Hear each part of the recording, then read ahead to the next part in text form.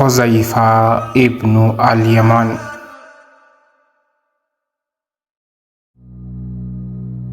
ይህ የቀልብ ዶክተር ድምፅ ነው። አልሐምዱሊላህ። ታካሚዎቻችን የሚድኑ በእኛ ኃይል እንዳይመስሎት፣ በአላህ ኃይል ብቻና ብቻ ነው። ከቀልብ ዶክተር ዓላማ ውስጥ የአላህን ተአምር ማንገስ ዋነኛው ነው። በየጊዜው በቀልብ ዶክተር ታክመው መዳናቸውን ማመን እስከሚያቀታቸው ሲቃይ የተናነቃቸው ሲገልጹ የአላህ ተአምር ምን ያህል የገዘፈና ግልጽ እንደሆነ ያሳየናል። ከህመም ወደ ጤነኝነት፣ ከጭንቀት ወደ ደስታ፣ ከጨለማ ወደ ብርሃን፣ ካላሰቡበት ወደ ስኬት የደረሱት በአላህ ተአምር ቢሆን እንጂ። ልብ ለአላህ እጅ የሰጠና የተናነሰ ሲሆን ግልጽ ይሆናል። አላህም እንዲህ ይለናል፣ አላህን ትገነዘቡና በእርሱም ታምኑ ዘንድ በችሎታው ላይ ያስረጅ የሆኑ ግልጽ ተአምራቶችን ያሳያቸዋል። አልበቀራ። ኑ ባላህ ቃል ያላህን ተአምር እናግስ። ሕክምና ማግኘት ሲፈልጉ ይሄንን ሊንክ ይጫኑ።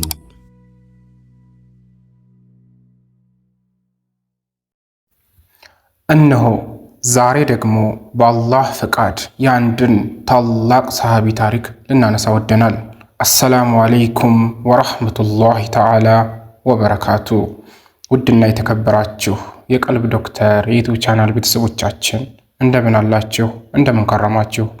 የአላህ ሰላም እዝነት ጥበቃው ይላችሁ እያልኩኝ አዳዲስ የቀልብ ዶክተር የዩቲዩብ ቻናል ቤተሰቦቻችን ካላችሁ አህለን እንኳን ደህና መጣችሁልን። ቻናላችንን ላይክ፣ ሼር፣ ሰብስክራይብ በማድረግ ቤተሰብ ይሁኑን። ወደ ታሪኩ ቢስሚላህ። ሁዘይፋ ኢብኑ አልየማን። ሁዘይፋ የሚነግራችሁን አምናችሁ ተቀበሉ። አብደላህ ኢብኑ መስዑድ የሚያስተምራችሁን ተማሩ። ነቢዩ ሙሐመድ ዓለይሂ ሰላቱ ወሰላም ሙሃጅር የሚለውን ስም ወይም ማዕረግ ከመፈለግ ሙሃጅር እንልሃለን። አንሷር የሚለውን ስም ወይም ማዕረግ ከፈለግን ደግሞ ከአንሷሮች እንደ አንድ እንቆጥርሃለን። አንተ የምትወደውን ምረጥ። ነቢዩ ሰለላሁ ዐለይሂ ወሰለም ሁዘይፋ ኢብኑ አልየማን ረዲየላሁ አንሁ ለመጀመሪያ ጊዜ እሳቸውን ለመገናኘት ወደ መካ ሲመጣ ያስተናገዱት በእነዚህ ቃላት ነበር። ሁዘይፋ እንዴት እንዲህ አይነት ምርጫ ሊሰጠው ቻለ? የሁዘይፋ አባት አልየማን አብስ ከተባለ ጎሳ የተገኘ የመካ ተወላጅ ነበር። የአንድ ሰው ሕይወት አጥፍቶ ስለነበር መካን እንዲለቅ ተገደደ። ወደ የስሪብ መዲና በመሄድም በኑ አልአሽሃብ ከተባለ ጎሳ ጋር ስምምነት በመፍጠር በጎሳው ውስጥ አንዲትን ወይዘሮ በማግባት ኑሮውን መሰረተ። ወንድ ልጅም ወለደ። ስሙንም ሁዘይፋ አለው። ወደ መካም በተመለሰ ጊዜ መካ እንዳይገባ የተጣለበት ገደብ ተነስቶለት ነበር። ከዚያም በመካና በመዲና በመመላለስ በሁለቱ ከተሞች ነፃ ሆኖ መኖር ጀመረ። በአብዛኛው ግን መዲና ይኖራል። ሁዘይፋ የአባቱ ሀገር መካ ሆኖ ሳለ በየስሪብ እንዲያድግ የሆነበት ምክንያት ይኸው ነው። የኢስላም ጨረር በአረቢያ ምድር መፈንጠቅ በጀመረባቸው በእነዚያ የመጀመሪያዎቹ ወቅቶች ከአብስ ጎሳ አንድ ቡድን አልየማንን የሁዘይፋን አባት ጨምሮ ወደ ነቢዩ ሰለላሁ ዐለይሂ ወሰለም በመሄድ ኢስላምን መቀበሉን ይፋ አደረገ። ይህም የሆነው ነቢዩ ሰለላሁ ዐለይሂ ወሰለም ወደ የስሪብ ከመሰደዳቸው በፊት ነው። ሁዘይፋም በሙስሊም ቤተሰብ ውስጥ አደገ። አባትና እናቱም ከየስሪብ ከተማ ወደ ኢስላም ከገቡት ሰዎች መካከል የመጀመሪያዎቹ ስለነበሩ በኢስላማዊ ስነ ምግባርና አስተምህሮ አንጸው አሳደጉት። ስለዚህም ሁዘይፋ ኢስላምን የተቀበለው ነቢዩ ሰለላሁ ዐለይሂ ወሰለም ከመገናኘቱ በፊት መሆኑ ነው። ሁዘይፋ ነቢዩን ሰለላሁ ዐለይሂ ወሰለም ለመገናኘት ከፍተኛ ጉጉት አደረበት። ከልጅነቱም ጀምሮ እርሳቸውን የሚመለከትና ዜናን መከታተል ስራዬ ብሎ ተያያዘው። ስለ ነቢዩ ሰለላሁ ዐለይሂ ወሰለም በሰማ ቁጥር ለሳቸው ያለው ፍቅር እየጨመረ ሄደ። ሁዘይፋ ረዲየላሁ አንሃ በመጨረሻ ወደ መካ በመጓዝ ነቢዩ ሰለላሁ ዐለይሂ ወሰለም ጋር ተገናኘ። ከዚያም የሚከተለውን ጥያቄ አቀረበላቸው። የአላህ መልእክተኛ ሆይ እኔ ሙሃጅር ነኝ ወይስ አንሷር? ነቢዩ ሰለላሁ ዐለይሂ ወሰለም ሲመልሱ ሙሃጅር የሚለውን ስምና ማዕረግ ከፈለግ ሙሃጅር እንልሃለን፣ አንሷር የሚለውን ስምና ማዕረግ ከፈለግ ደግሞ ከአንሳሮች እንደ አንዱ እንቆጥርሃለን። አንተ መባልና መሆንን የፈለግከውን የወደድከውን ምረጥ አሉት። ሁዘይፋም መልካም እኔ አንሷር ነኝ የአላህ መልእክተኛ ሆይ በማለት ወሰነ። ከሂጅራ በኋላ መዲና ውስጥ ሁዘይፋ የቅርብ ግንኙነት መዋያው ከነቢዩና እርሳቸው ከሚገኙበት አካባቢ ሆነ። በትጥቅ ትግሉ ውስጥ መስክም ከበድር ዘመቻ በስተቀር በሌሎች ዘመቻዎች ተሳትፎ ግዴታውን የተወጣ ሰው ነው። ለምን በበድር ዘመቻ ላይ እንዳልተገኘ ራሱ ሁዘይፋ ሲተርክልን እንዲህ ይላል። በዚያን ወቅት ጦርነቱ ሲካሄድ አባቴና እኔ ከመዲና ውጭ ባንሆን ኑሮ በበድር የመሳተፍ ዕድል አያመልጠኝም ነበር። በመንገድም ላይ እያለን የቁረይሽ ከሃዲዎች አገኙን። የት እንደምንሄድ ጠየቁን። መዲና እየሄድን እንደሆነ ነገርናቸው። ወደ መዲና የምትሄዱት ነቢዩን ሰለላሁ ዐለይሂ ወሰለም ለመገናኘት ነው ወይስ ለሌላ ጉዳይ በማለት ጠየቁን። እኛም ወደ መዲና ብቻ ለመሄድ እንጂ ነቢዩን ሰለላሁ ዐለይሂ ወሰለም ለመገናኘት ፍላጎት እንደሌለን አረጋገጥንላቸው። እነሱም እንድንለቃችሁ ከፈለጋችሁ የጋራ ስምምነት እናድርግ አሉ።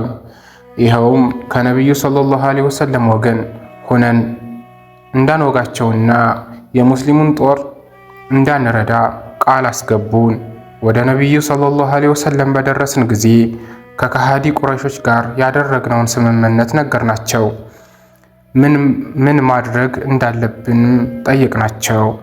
እሳቸውም ስምምነቱን በመተው የአላህን እርዳታ እንድንጠይቅና ከአላህ ጋር ስምምነታችንን እንድንቀጥል አዘዙን።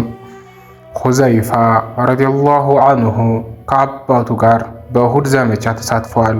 በጦርነቱም ውስጥ በሁዘይፋ በኩል ያለው የሙሽሪኮች ኃይል በጣም ከፍተኛ ነበር። ሆኖም ግን ያለ ምንም ጉዳት የጠላትን ጦር በመሰባበር በሰላም ተወጥቶታል። የአባቱ ጣፈንታ ግን የተለየ ሆነ፣ እዚያው ቀረ። ታሪኩ እንዲሁ ነው። ከዘመቻው በፊት ነቢዩ ሰለላሁ ዐለይሂ ወሰለም አልየማንን፣ ሳቢት ኢብኑ ወቅሽንና ሌሎችም በጦርነቱ ተሳታፊዎች ያልሆኑ አዛውንቶችንና ሕፃናትን ሴቶች ጋር እንዲቀሩ ያዛሉ። ጦርነቱም እየተፋፋመ ሲሄድ አልየማን ለጓደኛው ለሳቢት እንዲህም አለው፣ ሳቢት አንተ አባት የለህም፣ የምትጨነቅለትና ሐቁን የምትጠብቅለት በስርህ የለም ማለቱ ነው። ምን እንጠብቃለን? ሁለታችንም ለመኖር ያለን ዕድሜ በጣም አጭር ነች።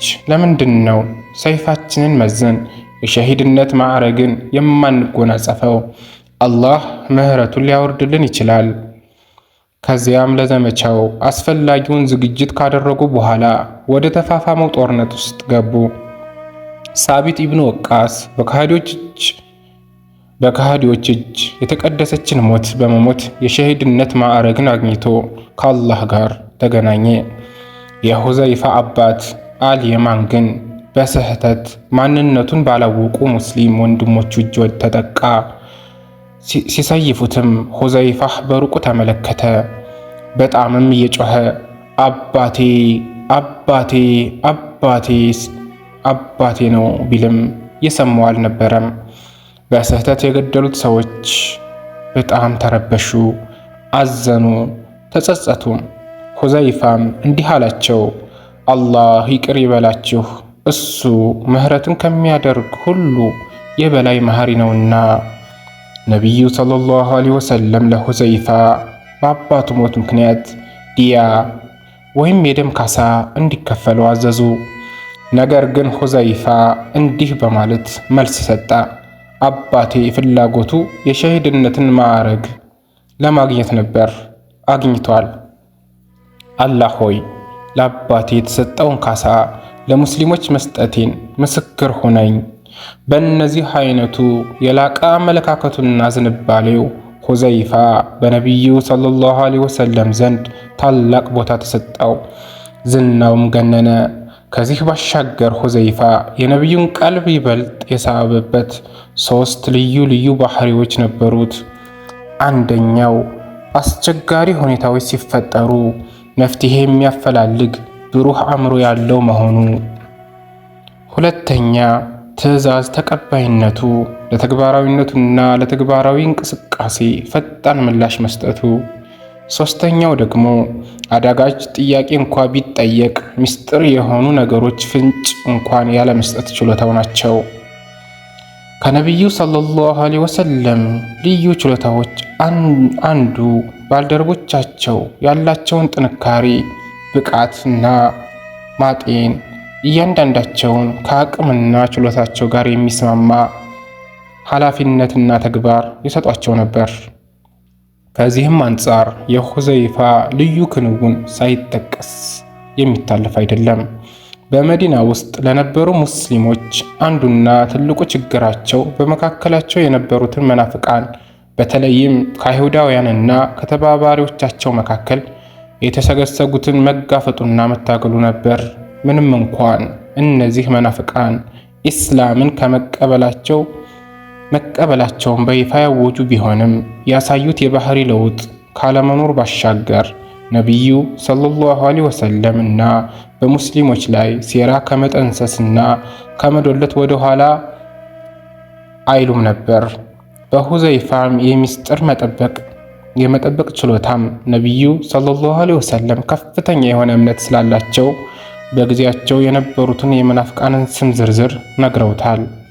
ይህም ከባድ ምስጢር በመሆኑ ከሁዘይፋ ሌሎች ሰሃቦች በጭራሽ አልገለጹላቸውም ነበር።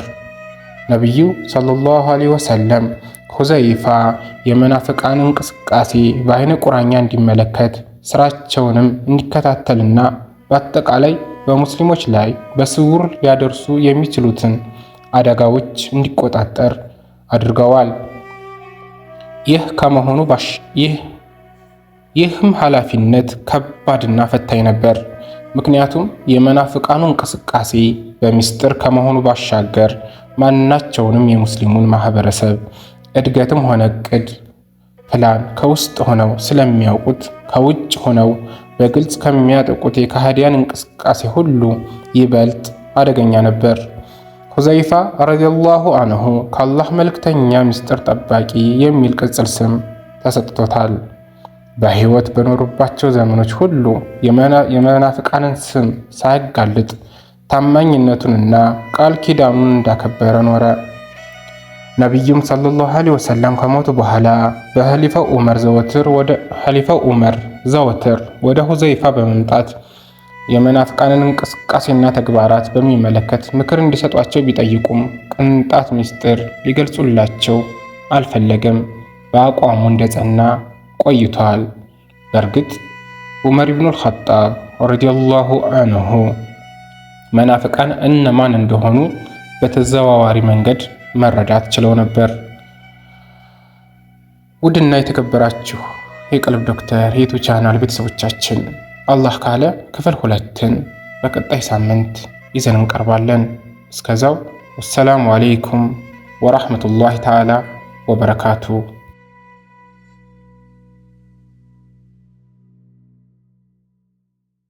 እንኳን ወደ ትክክለኛው የአፍያ መንደር በሰላም መጡ። የቀልብ ዶክተር በሲህር በጅን በአይንናስ እንዲሁም የስነ ልቦና ጫና የደረሰባቸው የሰው ዘር ፍጥረታት በሙሉ ታክሞ የሚድኑበት ነው። ሕክምናው በቁርአን፣ ሕክምናው በአስካሮች፣ ሕክምናው በዱዓዎች በሰደቃ የሚካሄድ ሲሆን ነቢያዊ ሱናን በተመረኮዙ እጅግ ጥበብና እውቀትን ባካበቱ የሩቃ ዶክተሮች ይታከማሉ። እወቁ፣ ሕክምናው ሸሪዓዊ ብቻ ነው። አያምልጦት፣ እድሉን ይጠቀሙ። ባሉበት ሆነው ራስዎን ያክሙ። ሕክምና ማግኘት ሲፈልጉ ተከታዩን ሊንክ ይጫኑ።